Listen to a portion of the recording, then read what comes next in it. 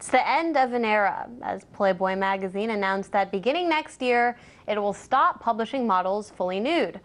What does this mean for the industry? Well, Playboy playmates and thousands of devoted readers. To answer these questions, I have with me legal and media analyst Lionel of Lionel Media. So, Lionel, what does all this mean, and what does it mean for that old joke, I read Playboy for the content? Well, anybody who uses that hoary and haggard joke never read Playboy when it was really at its prime. Now, understand what Playboy was. 1953. We're coming out of World War II.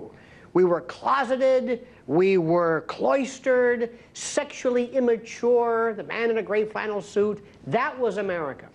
Here comes Hugh Hefner, and he introduces this thing called a lifestyle.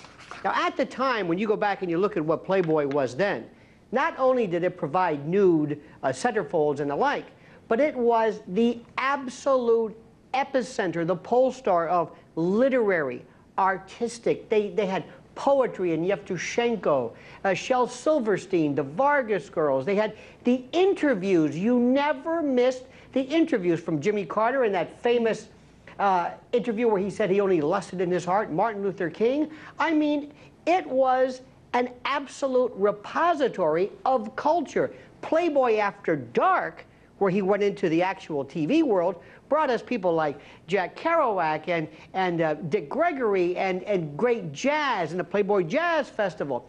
There was a segment in the old days called What Kind of Man, or What Sort of Man Reads Playboy? And it was this man who was considered to be, or at least they self-styled as being cultured and respectful of women. Now, enter the world of the internet and porn, where we have been drenched and deluged and habituated by everything scabrous and concupiscent that you can imagine, and the nudity aspect seems almost passé.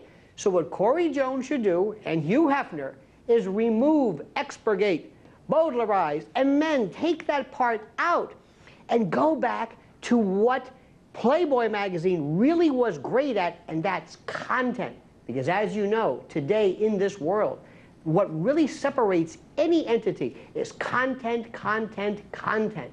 So this could be one of the greatest stories. And by the way, Anya, one more thing. Hugh Hefner was Donald Trump before Donald Trump. Look at what Hugh Hefner was at his prime, with his plane and with his bevy of women and that sort of thing. So I'm not trying to necessarily support the nudity aspect of it, but from a cultural point of view, the Playboy property at the time was really nonpareil. Nothing came close to it.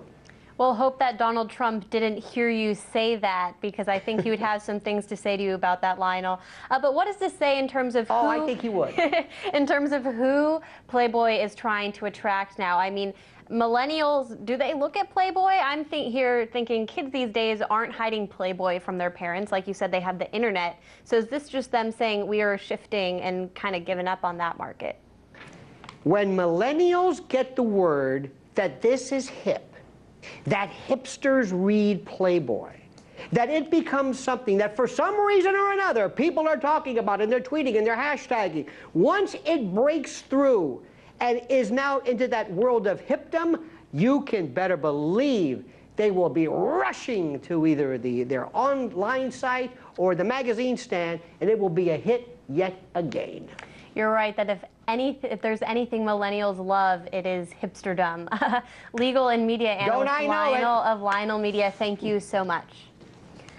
That's it for now. I'm the leading state sponsor of terrorism.